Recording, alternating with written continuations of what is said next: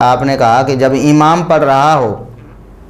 اس وقت سورہ فاتحہ پڑھنا یہ قرآن کریم کی آیت کی روح سے منع ہے، اور جو فاتحہ پڑھتا ہے امام کے ساتھ ساتھ وہ قرآن کریم کی آیت کا گویا منکر ہے۔ آپ نے کہا کہ قرآن کریم کی آیت کا یہ انکار ہے اور یہ شرم و حیا سے عاری ہونے والی بات ہے۔ آیت کا انکار کر دیا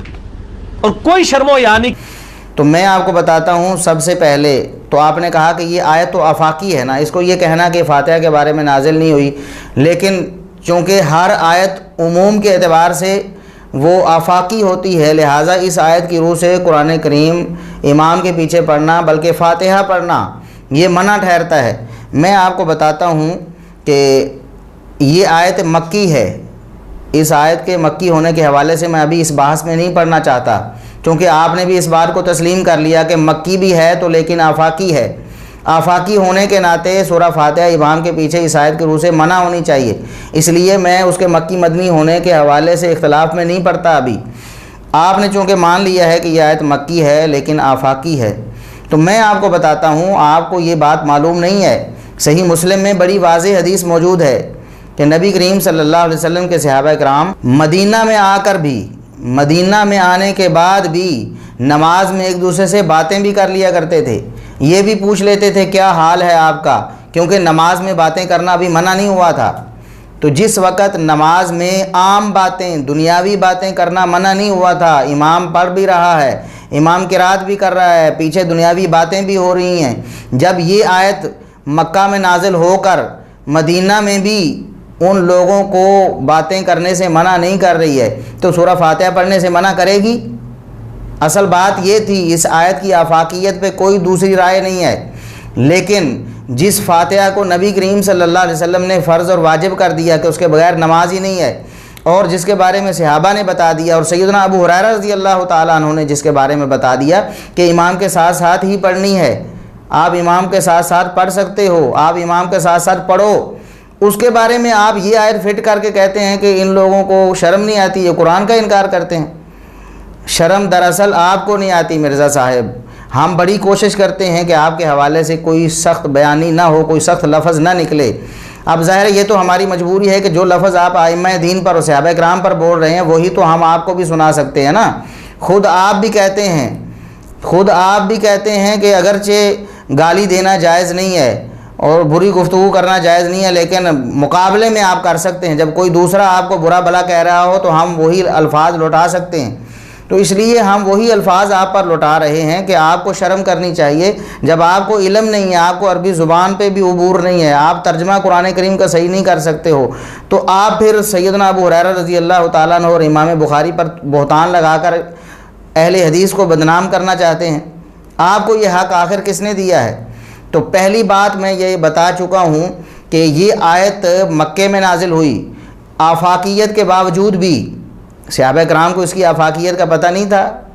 سبحان اللہ، نبی کریم صلی اللہ علیہ وسلم کو نہیں پتہ تھا میرے صحابہ نماز میں ایک دوسرے سے بات بھی کر لیتے ہیں؟ اس آیت کے نزول کے بعد بھی، اس کی آفاقیت کے باوجود بھی نماز میں ایک دوسرے سے بات کرنا بھی منع نہیں ہوا۔ وہ فاتحہ کیسے منع ہوگی جس کے بارے میں نبی کریم صلی اللہ علیہ وسلم نے فرمایا کہ اس کے بغیر نماز ہی نہیں ہوتی ہے؟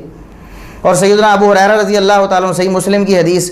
ان سے پوچھا گیا کہ ہم امام کے پیچھے ہوتے ہیں کہ ہم اس وقت بھی پڑھیں؟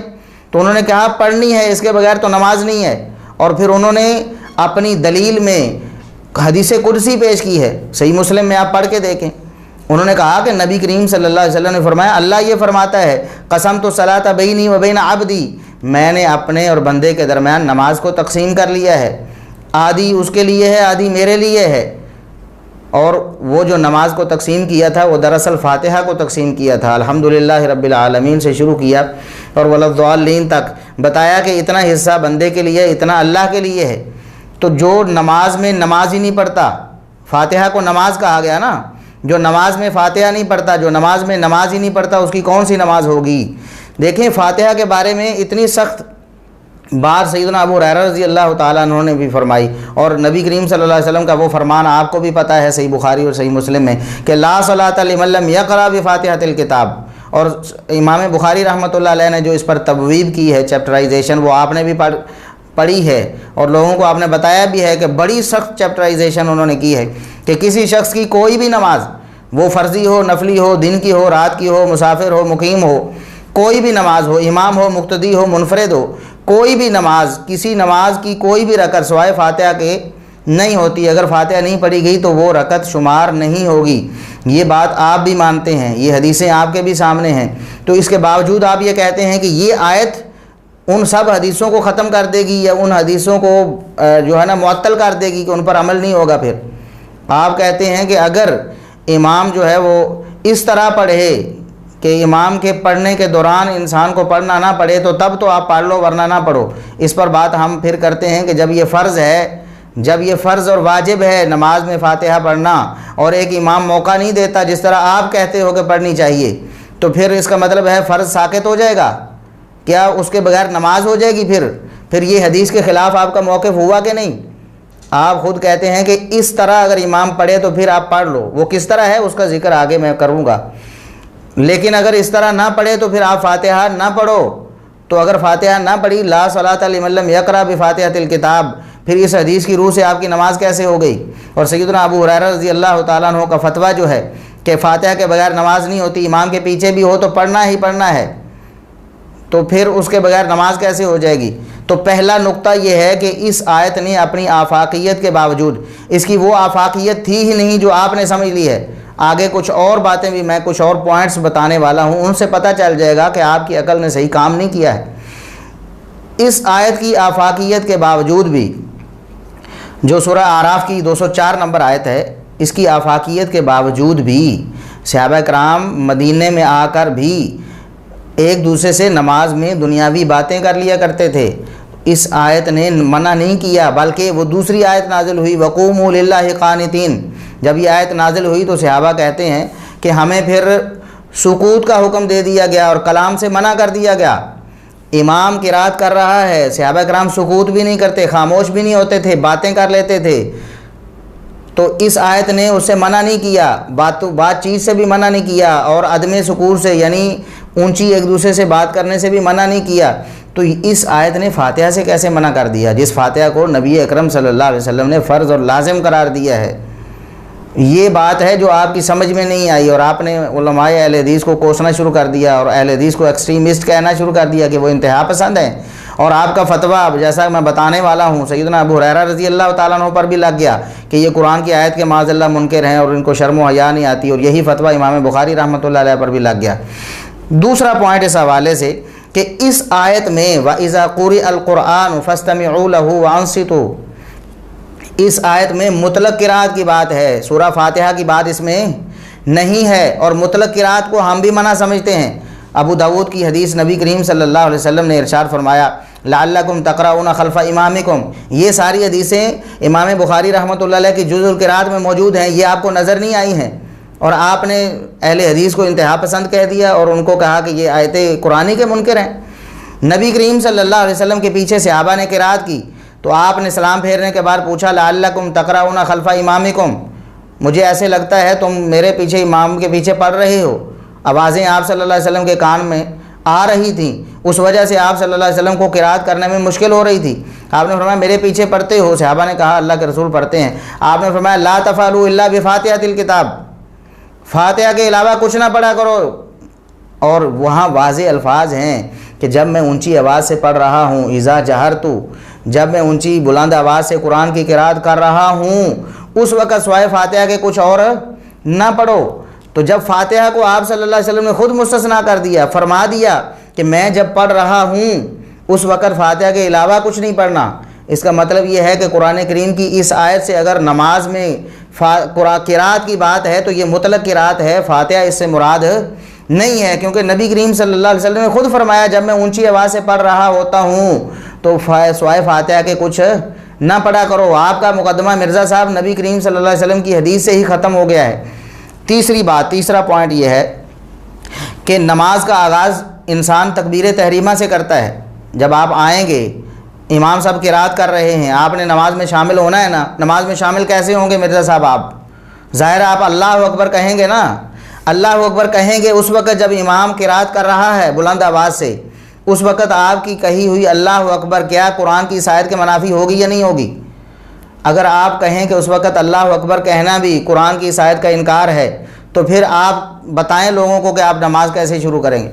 یا اس وقت تک آپ خاموش ہو کے کھڑے ہو جائیں جب تک امام قرات ختم نہ کر لے اور رکعت ختم نہ ہو جائے، اور جب رکعت ختم ہو جائے امام رکوع میں چلے جائے تو تب آپ رکعت ضائع کر کے پھر امام کے ساتھ ملیں۔ یہ بات آپ کو سمجھ آ رہی ہے نا مرزا صاحب؟ جب آپ نے نماز میں شامل ہونا ہے، امام قرات کر رہا ہے، وہ فاتحہ پڑھ رہا ہے، فاتحہ کے بعد قرات کر رہا ہے، قرآن کی آیت اگر اس قرات سے روکتی ہے، فاتحہ کی قرات سے، تو اللہ اکبر کہنے سے کیوں نہیں روکے گی؟ بلولا روکے گی نا۔ اللہ اکبر کہنا بھی تو منع ہونا چاہیے نا۔ قرآن پڑھا جائے تو بس خاموش ہونا ہے، جو مطلب اور مفہوم آپ لے رہے ہیں۔ تیسری بات یہ ہے، اس میں احناف تو مطلب وہ تو واضح طور پر اور بھی کچھ کر لیتے ہیں نا، وہ تو سنتے فجر کی بھی پڑھنے کی اجازت دے دیتے ہیں امام قرات کر رہا ہو۔ بہرحال آپ چونکہ اس موقف کے حامل نہیں ہوں گے تو کم از کم نماز شروع کرنے کے تو آپ بھی قائل ہیں نا کہ امام قرات کر رہا ہو تو نماز شروع کر سکتے ہیں آپ، تو ظاہر اللہ اکبر کر کے شروع کریں گے، اس وقت قرآن کی آیت کا کیسے انکار کریں گے، اور اس وقت آپ شرم و حیا سے کیا عاری ہو جائیں گے۔ چوتھی بات اس حوالے سے یہ ہے کہ حفظ کی کلاس ہوتی ہے، بچے قرآن کریم پڑھ رہے ہوتے ہیں، بچے قرآن کریم پڑھ رہے ہوتے ہیں، اور بہت سارے بچے ہوتے ہیں، 20-25 بچے تو عموماً ایک کلاس میں ہوتے ہیں، اور ایک قاری صاحب ہیں۔ اب سارے بچے پڑھ رہے ہیں، بچوں کی آواز قاری صاحب کے کانوں میں بھی پڑھ رہی ہے، اور قاری صاحب کیا کسی بچے کو بتا سکتے ہیں کہ آپ غلط پڑھ رہے ہو یا صحیح پڑھ رہے ہو، جبکہ قرآن پڑھا جا رہا ہے، اس کی آواز بھی کانوں میں آ رہی ہے۔ سارا حفظ کی کلاسوں کا نظام درم برم ہو جائے گا آپ کے فتوے کے مطابق، تو گویا وہ بھی قرآن کی آیتوں کے منکر ہو جائیں گے، وہ وَإِذَا قُرِئَ الْقُرْآنُ فَاسْتَمِعُوا لَهُ وَأَنصِتُوا، اس کے منکر ہو جائیں گے، گویا وہ بھی شرم و حیا سے عاری ہو جائیں گے، کیونکہ قرآن پڑھا جا رہا ہے اور وہ بھی پڑھ رہے ہیں، قرآن پڑھا جا رہا ہے اور وہ بھی پڑھ رہے ہیں، اور پھر ایک جگہ پر بیٹھ کر 2 بندے قرآن نہیں پڑھ سکتے بلند آواز سے آپ کے اس فتوے کے مطابق، کیونکہ وَإِذَا قُرِئَ الْقُرْآنُ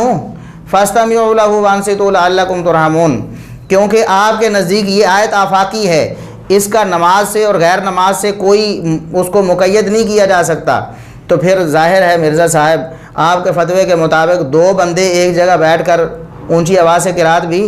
نہیں کر سکتے، کیونکہ ان میں سے وہ دونوں ہی اس آیت کے منکر ہو رہے ہوں گے، کیونکہ وَإِذَا قُرِئَ الْقُرْآنُ فَاسْتَمِعُوا لَهُ وَأَنصِتُوا لَعَلَّكُمْ تُرْحَمُونَ۔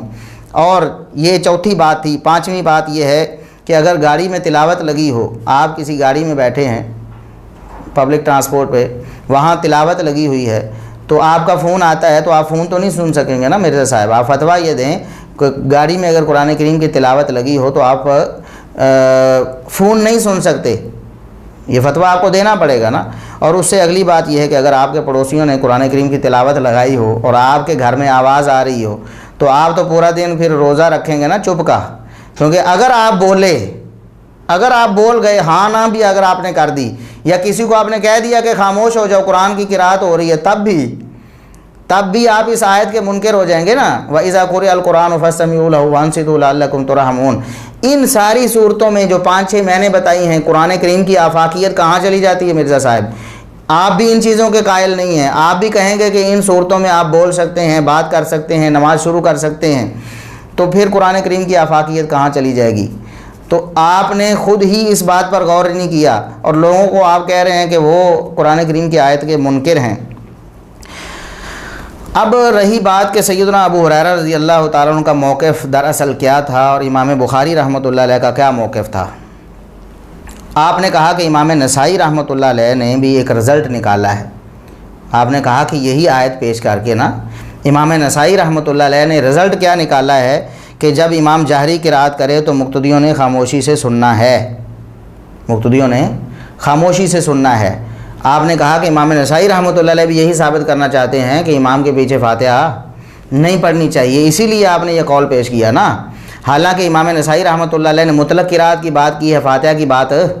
نہیں کی، اور مطلق قرات ہم بھی کہتے ہیں کہ امام کر رہا ہو تو آپ نے خاموشی سے ہی سننا ہے،